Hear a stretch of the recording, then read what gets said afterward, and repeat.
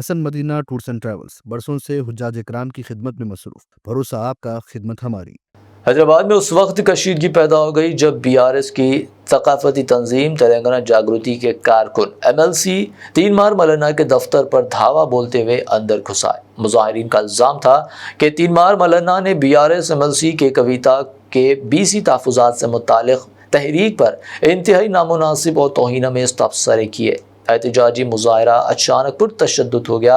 दफ्तर का फर्नीचर तोड़ दिया गया, खिड़कियों के शीशे चिकनाचूर कर दिए गए और अमले पर हमले की कोशिश की गई। हालात बिगड़ते देखकर मौलाना के गनमैन ने हवाई फायरिंग करते हुए 5 राउंड गोलियां चलाई ताकि हजूम को मुंतशिर किया जा सके, जिसके बाद इलाका खौफ हिरास का शिकार हो गया। टीवी विजुअल्स में दफ्तर के अंदर खून के धब्बे भी देखे गए, जबकि मौलाना के हाथ पर जख्म आने की इत्तला थे। पुलिस ने फौरी कार्रवाई करते हुए कई मुजाहिरीन को हिरासत में ले लिया और वाक़ये की तफ्तीश शुरू कर दी है। जागृति कारकुनों का मुतालबा है कि मौलाना के खिलाफ सख्त कार्रवाई की जाए।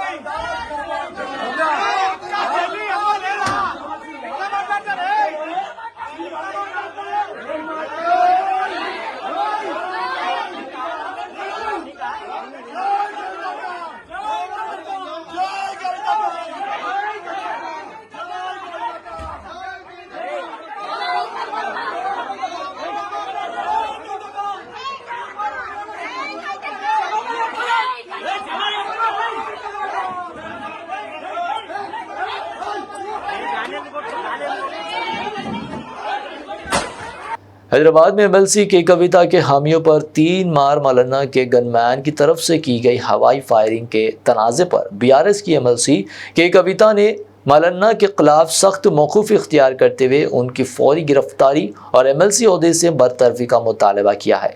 कविता ने इल्ज़ाम आयद किया कि तीनमार मौलाना ने अपने बंदूक बरदारों को गोली चलाने का हुक्म दिया, जो इक़दाम क़त्ल के ज़िम्मे में आता है, और इस सिलसिले में उन्होंने आईजी रामन्ना कुमार को शिकायत दर्ज करवाते हुए उनके खिलाफ कानूनी कार्रवाई का मुतालबा किया है। इसके अलावा कविता ने कानून साज कौंसिल के चेयरमैन गुट्टा सुखेंदर रेड्डी से भी मुलाकात करते हुए मुतालबा किया कि वो अपने इख्तियारात का इस्तेमाल करते हुए तीनमार मौलाना को एमएलसी के ओहदे से नाअहल करार दे।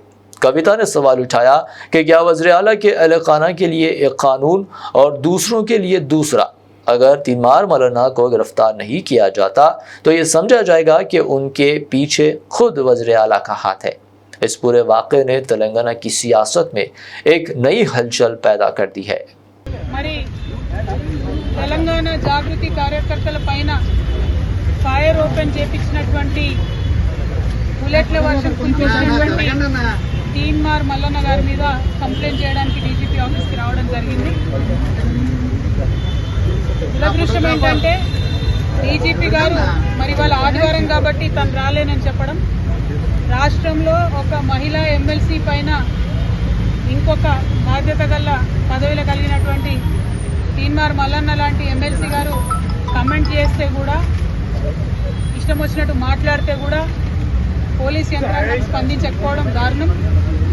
మరి మా జాగృతి కార్యకర్తలు ఎవరైతే ఆవేదనతోని దుఃఖంతోని ప్రజాస్వామ్యయుతంగా ప్రశ్నించడానికి వెళ్ళినరో వారి మీద ఫైర్ చేయించడం అన్నది చాలా దారుణం.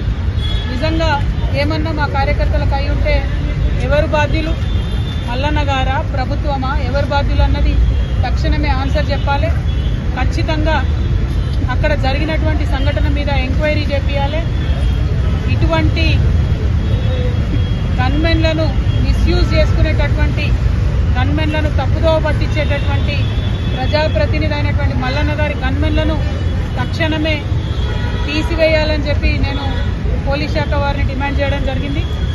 అట్లానే మల్లన్న గారు చేసినటువంటి ఈ యొక్క పనిని ఆయన ఆదేశంతోనే గన్మెన్లు ఫైర్ ఓపెన్ చేశారని నేను నమ్ముతా ఉన్నా కాబట్టి వెంటనే వారి మీద అటెంప్ట్ మర్డర్ కేసు కూడా రిజిస్టర్ చేయాలని పోలీస్ శాఖ వారిని నేను రిక్వెస్ట్ చేయడం జరిగింది. మరి ఇవాళ ఇంత పెద్ద సంఘటన బలహీనంగా ఉండి ఇంట్లో ఉండి రాలేదంటే ఖచ్చితంగా దీని వెనుక ముఖ్యమంత్రి గారు ఉన్నారని మేము నమ్మాల్సి వస్తుంది. అందుకే మళ్ళొకసారి మేము మా తెలంగాణ జాగృతి తరఫున, తెలంగాణ ఆడబిడ్డలందరి తరఫున మేము ప్రభుత్వాన్ని డిమాండ్ చేస్తూ ఉన్నాము. మీరు తీన్మార్ మల్లన్న గారిని వెంటనే అరెస్ట్ చేయండి. మీ ఇంటి ఆడబిడ్డలపై అనుచితమైన వ్యాఖ్యలు చేసిండ్రని చిన్న చిన్న జర్నలిస్టులను మరి మీరు అరెస్ట్ చేసి జైల్లో పెట్టిండ్రు. మరి ఇంత పెద్ద మాట ఒక తెలంగాణ ఆడబిడ్డని అనేటువంటి నన్ను అంటే మీరు చూస్తూ ఊరుకుంటే ఈ మాటలన్నీ కూడా మీరే అనిపించిన తెలంగాణ ఆడబిడ్డలు అనుకునే పరిస్థితి తెచ్చుకోవద్దని ముఖ్యమంత్రి గారిని నేను డిమాండ్ చేస్తూ ఉన్నాను. మరి మీ ఇంటి ఆడబిడ్డకో న్యాయం, తెలంగాణ ఆడబిడ్డలందరికీ ఒక న్యాయం ఉండొద్దని కూడా ముఖ్యమంత్రి గారిని నేను డిమాండ్ చేస్తూ తక్షణమే తీన్మార్ మల్లన్న గారి మీద మరి ఎంక్వైరీ వేయాలి, జరిగినటువంటి సంఘటన మీద ఎంక్వైరీ వేయాలి. ఎవరు షూట్ చేయమన్నారు, ఎందుకు గన్మెన్ షూట్ చేసి? ఎందుకంటే తెలంగాణ ఉద్యమంలో మేము వేలాది నిరసనలు చేసినాం, ఎక్కడా కూడా ఎవరు కూడా కంట్రోల్ తప్పలే. ఆనాడు కాంగ్రెస్ మీదనే మేము ఉద్యమం చేసినాం, కానీ ఏ ఒక్క కాంగ్రెస్ నాయకుడు కూడా గన్మెన్లతోని మరి షూటింగ్ చేపించలేదు, తెలంగాణ ఉద్యమకారుల మీద ఫైరింగ్ చేపించలేదు. మరి ఇవాళ ఇంత స్థిమితం లేనటువంటి ఒక ఎమ్మెల్సీ ఆయన గన్మెన్లు ఉండడం అవసరమా? ప్రభుత్వం ఆలోచన చేయాలని చెప్పి నేను డిమాండ్ చేస్తూ ఉన్నాను. మరి ఈ సందర్భంగా UPF convener Hasan Medina tours and travels का एक ही मकसद, हर गरीब और साहिब इस्तिताअत उम्मती मुस्लिमा का हज और उम्रा कम से कम रकम में अदा हो। मक्का में 5 स्टार और 3 स्टार होटल्स 200 मीटर्स के फासले पर और मदीना में 3 और 4 स्टार होटल्स सिर्फ 50 मीटर्स के फासले पर क़याम। बेहतरीन मौलिम की रहनुमाई में पहला उम्रा, दूसरा उम्रा ताइफ की जियारतों के साथ मीक़ात से आलिम दीन की रहनुमाई में मुकम्मल मक्का और मदीना की जियारतें, visa, ticket, insurance, AC bus, laundry, shoulder bag, hand bag, 3 वक्त हैदराबादी जायकेदार खाने, जमजम फ्री। बुकिंग 75 डेज पहले करने पर मिलेगा 10% का डिस्काउंट। सीनियर सिटीजन के लिए personal assistant, Baghdad, Najaf, Karbala की जियारतों के लो बजट पैकेजेस भी दस्तयाब। Saudi, Qatar, Oman, Kuwait, Dubai के विजिट वीजा की सर्विस भी मौजूद। यूके, ऑस्ट्रेलिया स्टूडेंट और विजिट वीजा। जिन लोगों का हज 2025 में प्राइवेट ऑपरेटर के जरिए नहीं हो सका, वो फौरन 2026 के लिए 5 स्टार या 3 star Mina zone A, B, D में बुकिंग करवाएं, वो भी शानदार डिस्काउंट के साथ। याद रहे, ये बुकिंग्स 2025 तक के अख्ताम तक ही दस्तयाब रहेगी। हज 2026 पैकेज सिर्फ और सिर्फ 5,50,000 रुपए में। Hasan Medina tours and travels, Ballaguda, beside marvel palace, Subhan colony, Hyderabad. Branch office Begumpet, Hyderabad.